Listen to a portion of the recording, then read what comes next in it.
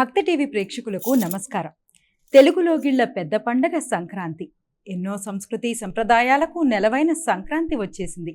భోగి, సంక్రాంతి, కనుమగా మనం వైభవోపేతంగా ఈ 3 రోజులు కూడా పండగను జరుపుకుంటూ ఉంటాము. తో విశిష్టత కలిగిన ఈ భోగి భోగ భాగ్యాలను అందిస్తుందని ప్రతీతి. అంతేకాదు దక్షిణాయనం చివరి రోజు కూడా ఈ భోగే కాబట్టి భోగి రోజున భోగి మంటలు వేసి ఆ వెలుగులో సంక్రాంతి లక్ష్మిని మనం ఆహ్వానిస్తాం. అలాగే భోగి పళ్ళు పోసి చిన్నారులకు మనం మురిసిపోతూ ఉంటాం. మరి ఈ సాంప్రదాయాలన్నీ కూడా మనం చేస్తూ ఉంటాం కదా, వాటి యొక్క ఆంతర్యం ఏంటి, అర్థం ఏమిటి, అసలు భోగి అంటే ఏంటి వంటి విషయాలు తెలుసుకుందాం ఈనాటి మన ప్రత్యేక కార్యక్రమంలో. వీటి గురించి మాట్లాడడానికి మనతో పాటు స్టూడియోలో సిద్ధంగా ఉన్నారు ప్రముఖ ఆధ్యాత్మికవేత్త డాక్టర్ అనంతలక్ష్మి గారు. వారితో మాట్లాడదాం. అమ్మా నమస్కారం. అమ్మా నమస్తే తల్లి. భోగి అనగానే ఇప్పుడు ప్రతి పండగకి కొన్ని పండగల్లో స్నానం యొక్క విశిష్టత ఉంటుంది. అట్లాగే భోగికి కూడా స్నానం యొక్క విశిష్టత ఉంది. అసలు భోగి స్నానం యొక్క విశిష్టత ఏంటో తెలియజేస్తారా అమ్మా? భోగి అన్న పదంలోనే భోగము అనే అర్థం ఉంది. అంటే సంపద ఉండడం వేరు, ఉన్నదాన్ని అనుభవించటం వేరు. భాగ్యం ఉంటుంది, కానీ భోగి అంటే ఆ భాగ్యాన్ని అనుభవించేటటువంటి వాడు. ఇక నుండి సంపదలను అనుభవించేటటువంటి కాలం ప్రారంభమవుతోంది అని చెప్పడం ఒకానొక సంకేతం. పూర్తిగా అదే అని చెప్పడానికి లేదు. ఎందుకంటే మనది పూర్తిగా వ్యావసాయిక దేశం. చక్కగా పంటలన్నీ పండాయి, వచ్చాయి. పంట పొలాల్లో ఎక్కువగా పని చేయవలసినటువంటి అవసరం అయిపోయింది. ఇళ్ళన్నీ నిండుగా ఉన్నాయి. ఇక నుండి మనం చక్కగా భోగాలు అనుభవించవచ్చు. దానికి మరొక కారణం కూడా ఉంది. ఏమిటంటే ఇప్పటి వరకు దక్షిణాయనం గనక పితృదేవతలకు సంబంధించినటువంటి కాలం. ఎక్కువగా సాధనలు మొదలైనవి చేయవలసి ఉంటుంది. ఈ తరువాత కాలం అంతా ఆనందంగా గడపడానికి అనువైనటువంటి కాలం. ఈ దక్షిణాయనం అంతా సాధన చేసి కష్టపడతాం, ఉత్తరాయణం అంతా ఫలితాలు అనుభవించి ఆనందిస్తూ ఉంటాం. అటువంటి భోగానికి సంకేతంగా ఈ భోగిని గురించి చెప్పుకుంటూ ఉంటారు. అందుకే అభ్యంగన స్నానాలు కానీ, పిండి వంటలు కానీ, కొత్త బట్టలు కానీ, భోగి పళ్ళు కానీ అన్నీ మనం భోగినాడే చేసుకుంటాం. పండగలో ఎక్కువ వైభవోపేతంగా ఉండేటటువంటిది భోగి. అమ్మా అలానే భోగి మంటలు వేస్తూ ఉంటారు. భోగి రోజున తెల్లవారుజామునే లేచి భోగి మంటలు వేయడం మనం చూస్తూ ఉంటాం. అసలు ఈ భోగి మంటల దేనికి సంకేతం అమ్మా? అసలు ఉత్తర దేశంలో మాత్రం ఇది ఒక రకమైనటువంటి యజ్ఞంలో భాగంగా, యజ్ఞం అన్నంగానే అగ్నిహోత్రుని ఆవాహన చేయడం ఇవన్నీ ఉంటాయి కదా. దాంట్లో భాగంగా చెప్పే ప్రాంతాలు కొన్ని ఉన్నాయి, కొన్ని వ్యాఖ్యానాలు అలా ఉన్నాయి. కానీ మనకి ప్రత్యేకంగా అట్లా ఏమీ ఉండవు. భోగి మంటలు అంటే భోగి నాడు చలి కాచుకోవడానికి వేసేటటువంటి మంటలే. ఇంకా గట్టిగా చెప్పాలంటే పల్లెల్లో వ్యవసాయం చేసేటటువంటి వారు, పొలాల్లో ఉన్నటువంటి వారు, వారందరూ ఆరుబయట పొలంలో కుప్పలకి వాటికి కాపలా కూర్చుంటారు. మరి ఆరుబయట కాపలా కూర్చుంటే చలి ఎలా తట్టుకుంటారు? మంచు పడిపోతూ ఉంటుంది. రాత్రి కన్నా కూడా తెల్లవారుతున్న కొద్దీ, సూర్యోదయం అవుతున్న కొద్దీ మంచు ఎక్కువ పడుతుంది.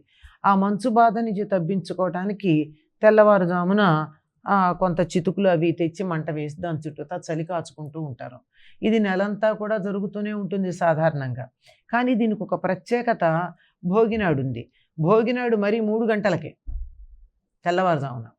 ఎందుకంటే మిగిలిన రోజుల్లో పొలాల్లో ఉన్నవాళ్ళు ఏదో సరదా పడి, మనం ఈ రోజుల్లో క్యాంప్ ఫైర్ అంటూ ఉంటామే సరదాగా, అట్లా పెట్టుకునే వాళ్ళు తప్ప అందరూ భోగి మంటలు వేసుకునే పద్ధతి లేదు. కానీ అందరూ కూడా ఈనాడు ఎందుకు వేసుకుంటారంటే మరీ తెల్లవారుజామున 3 గంటలకే 3:30కో లేవాలి. లేచి మరి స్నానాలు అవి చెయ్యాలి, అప్పుడే అభ్యంగన స్నానం చెయ్యాలి. కనుక భోగి మంటలు ప్రతి ఇంటి ముందు కూడా వేసుకునే పద్ధతి ఉంది. ఇంకొకటి ఏమిటంటే భోగి మంటల్లో ఒక విశేషం, ఇంట్లో పనికిరాని చెత్త అంతా అందులో పారేస్తారు. అంటే ఇళ్ళన్నీ శుభ్రం చేసుకోవడం, క్లీన్ చేయడం, ఇవి పనికొచ్చే వస్తువులు, ఈ పనికిరాని వస్తువులు అని తీయడం జరుగుతుంది. అలా తీసి పనికిరాని ఏమైనా ఉంటే వాటన్నిటిని తీసి ఆ భోగి మంటల్లో వేసేస్తూ ఉండడం సంప్రదాయంగా ఉంది. ఇది ప్రతి వాళ్ళు కూడా ఏదో సమయంలో చేస్తారు. దీపావళి ప్రధాన పండగగా చేసుకున్న వాళ్ళు ఆ సందర్భంలో చేస్తారు. లేదంటే హోలీ చాలా వరకు ఉత్తర దేశంలో అంత చెత్త కూడా వేసేసి కామదహనంలో వేస్తారు. అట్లా వేసేటటువంటి పద్ధతి ఉంది. చలి కాచుకోవడం ప్రధానమైనటువంటిది. ఇందులో ఇంకా కొంతమంది ఈ కుండాలతో నీళ్లు కాచుకుని స్నానాలు చేసేవాళ్ళు ఈ భోగి మంటల మధ్యనే కుండలో నీళ్లు పెట్టేసి దాని మీద మూకుడు మూత పెట్టేస్తారు. ఇటు భోగి మంటలు చలి కాచుకుంటూ ఉంటారు, నీళ్లు కాగుతాయి, ఆ నీళ్లు తీసుకెళ్ళి చక్కగా స్నానాలు కూడా చేస్తారు. మామూలుగా ఏ పండగైనా మనం అభ్యంగన స్నానం చేస్తాం. ఈ అభ్యంగన స్నానం అనేది ఒకటి తెలుసుకోవాలమ్మా. చాలామంది తలస్నానం అంటే నెత్తి మీద నీళ్లు పోసుకురావడం అనుకుంటారు, లేదా అభ్యంగన స్నానాన్ని కూడా తలస్నానం అంటారు, అంటే నెత్తి మీద నీళ్లు పడితే అని. కానీ రెండింటికి తేడా ఉంది. అభ్యంగన స్నానం అంటే నూనె పెట్టుకుని, వీలైతే ఒళ్ళంతా కూడా నూనె రాచుకుని, తలకి ఎలాగో నూనె పెట్టుకుని చక్కగా ప్రత్యేకంగా నువ్వుల నూనె వాడతారు. కుంకుడుకాయ రసము షీకాయతోనూ రుద్దుకునే వాళ్ళు పూర్వం, ఈ మధ్య షాంపూ వాడుతున్నారు. ఏదేమైనా ఆ విధంగా ముందర ఒంటికి తలకి నూనె పెట్టుకుని స్నానం చేసిన దాన్ని అభ్యంగన స్నానం అంటారు. తల స్నానం అంటే ఇవేముండవు, ఉన్నవాళ్ళు ఉన్నట్టుగా నెత్తి మీద నీళ్లు పోసుకోవడం, రుద్దుకోవడాలు అవేముండవు. కనుక ఇది ప్రత్యేకంగా అభ్యంగన స్నానం చేయాల్సిన పండుగలు మనకు కొన్ని ఉన్నాయమ్మా. అందులో ఇది కూడా ప్రధానంగా చెప్పుకోదగింది. ఈ స్నానానికి తప్పనిసరిగా వేడి నీళ్లతోనే తెల్లవారుజామున సూర్యోదయానికన్నా చాలా ముందు స్నానం చేయాలి. అభ్యంగన స్నానం ఒంటికి నువ్వుల నూనె రాచుకుని నువ్వుల పిండితో రుద్దుకుని స్నానం చేస్తారు. అంటే మనం సున్నిపిండి వాడచ్చు అనుకోండి, ఇవన్నీ మనకి ఎక్కడ దొరుకుతాయి అందుబాటులో. కానీ ఎందుకు దీనికి ఇంత ప్రాధాన్యం అంటే, ఈ దక్షిణాయనం వెళ్ళిపోయి ఉత్తరాయణం వస్తుంది, అంటే కాలంలో తేడా ఉంది. చలి రోజులు పోయి కొంచెం గోరువెచ్చగా ఉండే రోజులు వస్తున్నాయి. ఇది శరీరం లోపల ఉన్నటువంటి అవయవాలు కూడా దీన్ని తట్టుకోవాలి. అలా తట్టుకోవాలంటే శరీరానికి తగినంత ఉష్ణాన్ని ఇచ్చి తట్టుకోగలిగిన శక్తిని ఇచ్చేది నువ్వుల నూనె.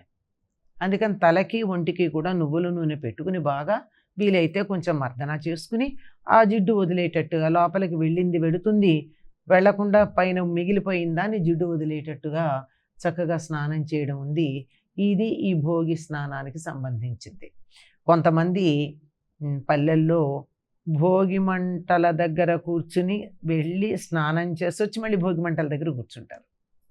కొంతమంది స్నానం చేసి వచ్చి కూర్చుంటారు, కొంతమంది కూర్చుని వెళ్ళి స్నానం చేస్తారు. ఏదైనా ఇటు భోగి మంటలు అటు స్నానం రెండు కూడా సూర్యోదయానికన్నా చాలా ముందుగా పూర్తి చేసుకోవాల్సినటువంటి అంశం. ఈ నువ్వుల నూనె రాచుకోవడంలో ఉన్న విశేషం కూడా ఉంది. ఎందుకు అంటే మకర సంక్రమణం జరగబోతూ ఉంది. మకర రాశికి శని ఉంటాడు అక్కడ. ఆ శనికి సంబంధించినటువంటి నువ్వులు కనుక నువ్వుల వాడకం చాలా ప్రధానం. పైగా ఈనాడు చేసే పిండి వంటల్లో కూడా నువ్వులు ఉన్నటువంటి పిండి వంటలు ఉంటాయి. అరిసెల్ లాంటివి చేస్తే కూడా నువ్వులు వాడతారు. అంతేకాకుండా మహారాష్ట్రలో దీన్ని తిల్ సంక్రాంతి అని అంటారు అని చెప్పి నువ్వుల పొడితో చేస్తారేమో, పంచదార ఉండలు చిన్న చిన్న ఉంటాయి, వాటిని తిల్ అని అంటారు. అవి పంచుకుంటూ ఉంటారు. మన వాళ్ళు కూడా ఇప్పుడు జీళ్ళు పంచేవాళ్ళు పూర్వం. ఇప్పుడు వాళ్ళకి జీడి అంటే తెలియదు అనుకుంటా. బెల్లాన్ని పాకం పెట్టి ఆ పాకం బాగా వేడిగా ఇలా సాగదీసి సాగదీసి సాగదీసి సాగదీసి ఈనాటి బబుల్ గమ్ లాగా ఆ పాకం నోట్లో వేసుకుని నవ్వులుతుంటే సాగుతుంది, ఎప్పటికీ కొరుకుడు పడదు. దాని చుట్టూతా నువ్వులు అంటించి పిల్లలకి తప్పనిసరిగా నువ్వుల ఉండలు కానీ నువ్వులద్దినటువంటి జీళ్ళు కానీ పెడతారు. అంటే నువ్వులు తినడం కూడా అవసరం. ఈ సమయంలో నువ్వులు ఒంటికి పెట్టాలి, తినాలి, అప్పుడు ఆరోగ్యంగా ఉంటుంది. పిండి వంటలు అంటే ఒకటి రెండు కాకుండా చాలా ఎక్కువ చేసుకుంటూ ఉంటారు. ఈ పిండి వంటలు చేసుకోవడం వెనక ఉన్న ఆంతర్యం ఏంటమ్మా అసలు? ఇప్పట్లాగా మనకి ఎప్పుడు పడితే అప్పుడు రకరకాలైనటువంటి పిండి వంటలు ఏమాత్రం కష్టపడకుండా అందుబాటులో వచ్చి వాటి విలువ తెలియకుండా తయారయ్యాం మనం ఇప్పుడు. కానీ పూర్వకాలం అయితే ఏదైనా పిండి వంట చేసుకున్నారంటే అది ఒక పండగగానే ఉండేది. అటువంటి వాటిల్లో ఆ పిండి వంటలు కూడా ఆ ఋతువులో వచ్చేటటువంటి వస్తువులతో ఆ సమయంలో ఆరోగ్యానికి అనుకూలంగా ఉండేట్టుగా, ఆరోగ్యానికి దోహదపడే పిండి వంటలు చేసేవారు. అట్లాంటి వాటిల్లో బియ్యం వచ్చుంటే కొత్త బియ్యం, కొత్త బెల్లం వస్తుంది కనుక కొత్త బియ్యం కొత్త బెల్లం కలిపి అరిసెలు, ఈ అరిసెల్లో నువ్వులు కూడా అద్ది చేస్తారు. ఇవి ఎంతకాలం ఉంటాయంటే 6 నెలలు ఉంటాయి వాళ్ళు చేసే పద్ధతిలో కనుక చేసినట్టు అరిసెలు. అలా కొత్త బియ్యం కొత్త బెల్లం ఈ రెండింటితో నువ్వులద్ది అద్దక కూడా చేస్తారు. ఎక్కువగా అద్దడమే లెక్క. కొంతమంది అమ్మో నువ్వులు మీరు ఇస్తే మాకు శని వస్తుంది, అందువల్ల మీరు ఇచ్చిన నువ్వులతో ఉన్న అరిసి తినమని లేనిపోని అనవసరమైన భయాలు ఉన్న వాళ్ళు ఉంటారు. అందుకని నువ్వులు లేకుండా కొన్ని చేసిన ప్రధానంగా చేసేది అరిసెలు, తర్వాత చక్కిలాలు. తెలంగాణ ప్రాంతంలో వాటిని సకినాలు అంటారు. అవి కూడా పూర్తిగా బియ్యపిండితోనే చేస్తారమ్మా. బియ్యపిండి, జీలకర్ర ఏదో వేస్తారు, ఉప్పు, అంతకన్నా ఇంకేం ఉండవు. అంటే పూర్తిగా బియ్యపిండితోనే చేసేది. పైగా అవేమిటి, చేత్తో చుడతారు వాటిని. ఇలా తడి బియ్యపిండి తీసుకుని దాన్ని కలిపి దాంతో పిండి తయారు చేసి ఇలా చేత్తో చుట్టి అలా పెట్టి అప్పుడు వాటిని కాలుస్తారు. అవి కూడా గుల్లబారి చాలా కాలం ఉంటాయి, పాడవు. ఎక్కువ నూనె పీల్చవు గనక నూనె వాసన కూడా రావు. 6 నెలల పాటు వాసన రాకుండా చక్కగా ఉండగలిగింది. ఇంకా తెలంగాణ ప్రాంతంలో ఉన్నటువంటి ఒక ప్రత్యేకత ఏమిటంటే, ఈ సకినాలు చేస్తున్నారంటే గ్రామంలో అందరూ ఒకళ్ళ ఇంట్లో చేరతారు, వాళ్ళ ఇంట్లో వాళ్ళకి చేస్తారు. అలాగే ఇంకో రోజు ఇంకోళ్ళ ఇంట్లో, ఇంకో రోజు ఇంకోళ్ళ ఇంట్లో. అంటే చేత్తో చుట్టాలి కదా దాన్ని. ఇలా కారపూస దాంట్లో వేసి గొట్టంలో వేసి నొక్కేది కాదు, చేత్తో చుట్టూ చేసేది. దాంట్లో కూడా కొద్దిగా నువ్వులు వేసేటటువంటి వాళ్ళు కొంతమంది ఉన్నారు. మొత్తానికి బియ్యము, బెల్లము, నువ్వులు, సరే జీలకర్ర, వాము లాంటివి ఏమైనా వేస్తే వేస్తారు. వీటితో చేసే పిండి వంటలు ప్రధానం. ఎందుకంటే బియ్యం వస్తాయి, కొత్త బియ్యంతో చేస్తేనే ఆ పిండి వంటలు రుచిగా ఉంటాయి, పాత బియ్యంతో కన్నా. 6 నెలలు ఉంటాయి. సంక్రాంతికి చేసుకున్నటువంటి పిండి వంటలు వేసవి కాలం దాకా ఉంటాయి ఇంట్లో ఎక్కువ చేసుకుంటే. పైగా ఎక్కువ ఎందుకు చేస్తారంటే, పంటలు ఇంటికి వచ్చి అందరి చేతుల్లోనూ దండిగా డబ్బు ఉంటుంది. ఇప్పుడు కొనుక్కోవాలన్నా, వంటలు చేయాలన్నా, ఏం చేయాలన్నా సందేహించాల్సిన పని ఉండదు. తర్వాత కాలంలో చేతిలో సొమ్ము ఉండకపోవచ్చు, ఎక్కువ పిండి వంటలు చేసుకోవడానికి సొమ్ము లేకపోవచ్చు. అందరూ ధనవంతులే ఉంటారని చెప్పలేం కదా. దున్నే లేచి ఆడపిల్లలంతా గోమయం చల్లి ముగ్గులు వేస్తూ ఉంటారు, రథం ముగ్గులు కూడా వేస్తూ ఉండడం మనం చూస్తాం. మరి అసలు వాటన్నిటి యొక్క విశిష్టత ఏంటి? అప్పుడే ఇంతంత చుక్కల ముగ్గులని కూడా చెప్తూ ఉంటాం, అంత పెద్ద పెద్ద ముగ్గులు వేయడానికి గల కారణం ఏంటమ్మా? నిజానికి సంక్రాంతి 4 రోజుల పండగ. భోగి, సంక్రాంతి, కనుము, ముక్కనుము. ఈ 4 అయ్యే కన్నా ముందు డిసెంబర్ 16నే మనకి ధనుర్మాసం ప్రారంభం అవుతుంది. ఆ రోజు నుంచి నెల పట్టడం అంటారు. అంటే నెల పట్టడం అంటే ఈ నెల మేము ఒక ఇదిగా ఉంటామని. అప్పుడు గుమ్మంలో ఆవు పేడ చల్లి ముగ్గులు వేస్తారు. అని మిగిలినప్పుడు వేయరా, వేస్తారు. ఇప్పుడు కొంచెం పెద్ద వేస్తారు. ఎందుకు అంటే వరి పంట ఇంటికి వస్తుంది, పొలాలు ఖాళీగా ఉంటాయి.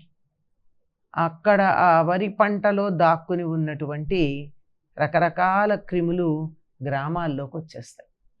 ఇవేవి రాకుండా ఉండడానికి ఆవు పేడ చల్లుతారు. ఆవు పేడ చాలా గొప్ప క్రిమి సంహారకం. అందువల్ల ఆవు పేడ చల్లితే సగం ఆగిపోతాయి. తేళ్ళు జర్లు రావమ్మా ఆవు పేడ చల్లితే. దేశీ అవుసుమా, మూపురం ఉన్నావు అటువంటి ఆవు, మూపురం లేనివి కాదు. ఆ మూపురం ఉంటేనే గోవుకి ఆ లక్షణం. సరే, ఆ తేళ్ళు జర్లు రావమ్మా ఉంటే. అందుకని ఈ ఆవు పేడతోనే అలికేవాళ్ళు పూర్వకాలం. చిన్న చిన్న పాకల్ లాంటి వాటిల్లో ఉన్న, ఇప్పట్లాగా సిమెంట్ భవనాలు లేకపోయినా మట్టి గోడలతో ఉన్న ధైర్యంగా ఎట్లా ఉన్నారంటే ఆవు పేడతో అలికేవారు కనుక ఎటువంటి సమస్య ఉండేది కాదు. హాయిగా అలా అయ్యాక ఇంకా ఏవైనా తప్పి వచ్చేటటువంటి చీమలు లాంటివి ఉంటే ఉండొచ్చు. అట్లాంటివి ఏమన్నా ఉంటే ఈ గుల్ల ముగ్గుతో వేసేటటువంటి ముగ్గులతో ఆగిపోతాయి. ఈ ఆగిపోవడం వల్ల ఇంకా ఏమిటంటే కొన్ని పేడ ఆహారంగా తినేవి కూడా ఉంటాయి. మరి పేడలో పురుగులు ఉంటాయి కదా, ఆవు పేడలో సాధారణంగా ఉండవు పురుగులు. కానీ ఒకవేళ ఏదన్నా మామూలు పేడ తిని బతికే పురుగులు లాంటివి దీంట్లోంచి లోపలికి వచ్చిన గుల్ల ముగ్గుతో ఆగిపోతాయి. ఒట్టి గుల్ల ముగ్గు వేయరు. ఆ గుల్ల ముగ్గులో బియ్య పిండి కలుపుతారు. ఆ బియ్య పిండిని చీమలు పట్టుకెళ్ళిపోతాయి. పైగా తులసి దగ్గర బియ్య పిండితోనే వేస్తారు తప్ప గుల్ల ముగ్గుతో వేయరు. చిన్న చిన్న బ్యాక్టీరియా లాంటివి లోపలికి రాకుండా మనం రక్షించుకునే పద్ధతిగా బయటికి కనపడుతూ ఉంటుంది. కానీ ముగ్గులు అన్నారే మీరు, ఈ ముగ్గులు ఏముంటాయమ్మా? చుక్కల ముగ్గులు ఉంటాయి. ఈ చుక్కలు ఏమిటి? ఆకాశంలో ఉండే చుక్కలు. వాటిని కలుపుకుంటూ వెడితే మనకి అనేక రకాలైనటువంటి రాసులు కనపడతాయి. నక్షత్రాలు రాసులు అంటామే, ఆ రాసులు కాన్స్టలేషన్స్, వాటన్నిటినీ కూడా కింద వేయడం మనకి చూస్తూ ఉంటాం. వాటిల్లో ఈ ముగ్గుల్లో మనకి అనేకమైనటువంటి పౌరాణిక విశేషాలు కనపడతాయి, పురాణ కథలు కనపడతాయి, ఖగోళ శాస్త్ర విన్యాసాలు కనపడతాయి. ఖగోళంలో జరిగేటటువంటి విశేషాలను మనం ముగ్గుల రూపంలో ఇక్కడ వేసుకుని తరువాత తరానికి ఆ రూపంలో అందించడం జరుగుతూ ఉంటుంది. వీటన్నిటిలో చూడండి మీరు, పురాణ విశేషాలంటే చేప ముగ్గు తప్పనిసరిగా వేస్తారు ధనుర్మాసంలో. మత్స్యావతారం, కూర్మావతారం, తర్వాత అవి ఇలా గదులు గదులుగా వేసే గదుల మధ్య దారి ఉండదు, అలా వేస్తారు, మూసుకుని ఉంటాయి. సంక్రాంతి నాడు వీటిని దారులు పెట్టి వేస్తారు, అంటే స్వర్గద్వారాలు తెరుచుకుంటున్నాయి అని.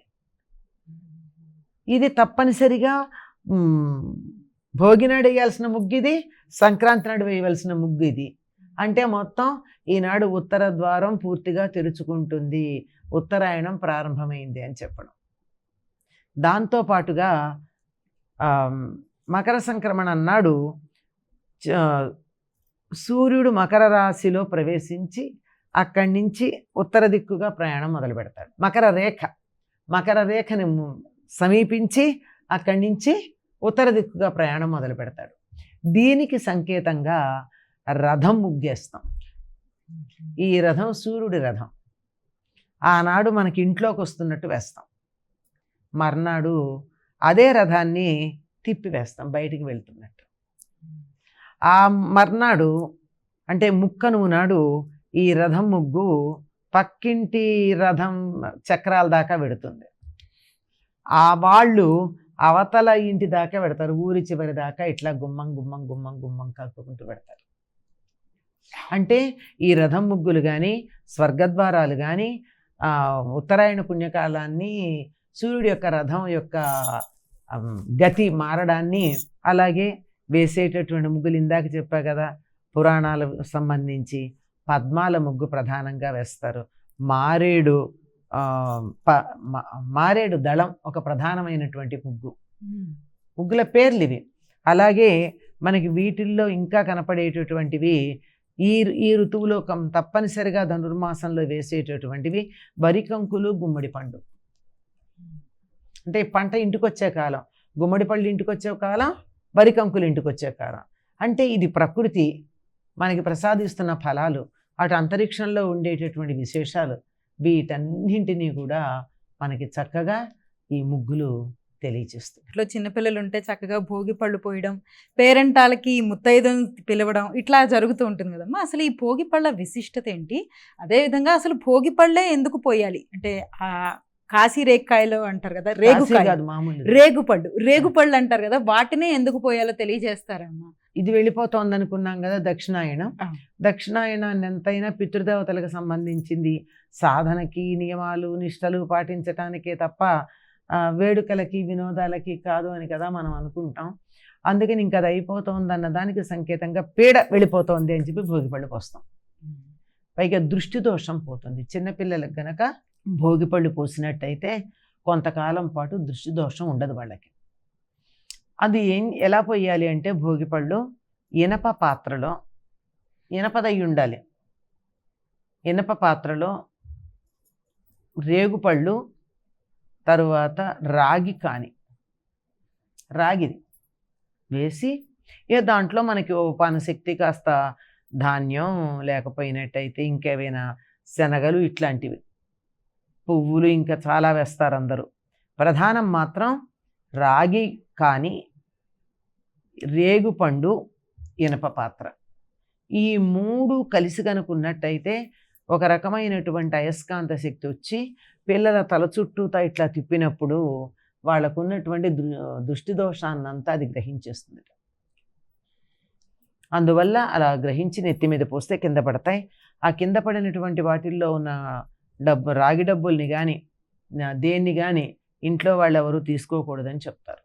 మాకు అట్లాంటి తప్పు లేదు అనుకున్నటువంటి వాళ్ళు ఎవరైనా వాటిని తీసుకుని శుభ్రం చేసి తీసుకెడతారు. ఇంకా అందులో మనం శనగలు పంచుకుంటాం గనక శనగలు, చెరుకులు వచ్చే రోజులు గనక చెరుకు ముక్కలు, పువ్వులు, ఇలాంటివన్నీ కూడా కలిపి పోస్తారు.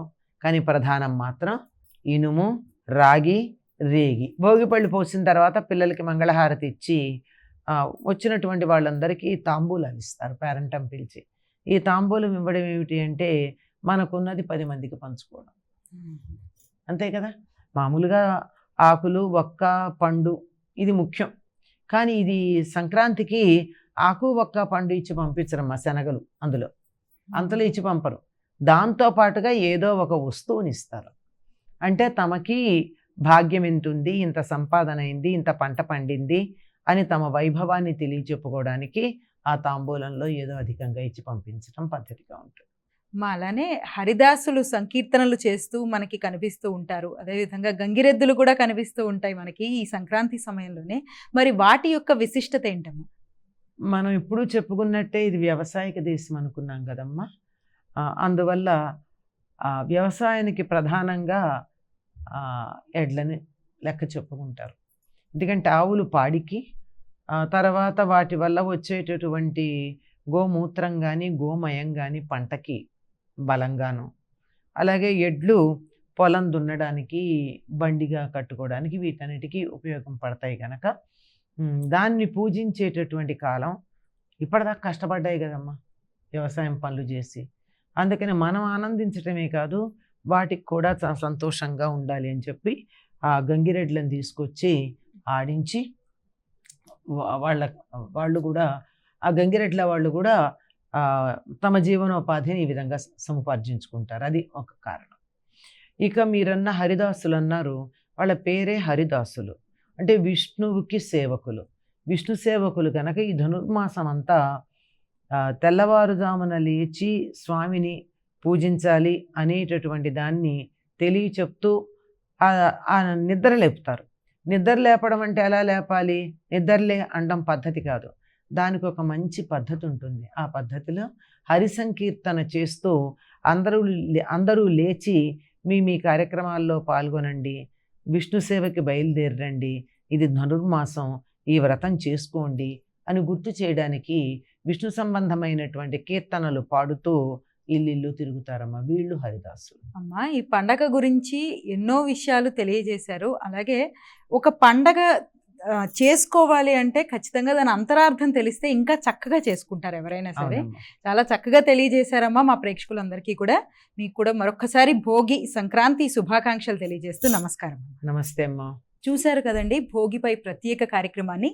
మరో ప్రత్యేక కార్యక్రమంతో మళ్ళీ కలుసుకుందాం. అంతవరకు సెలవు. నమస్కారం.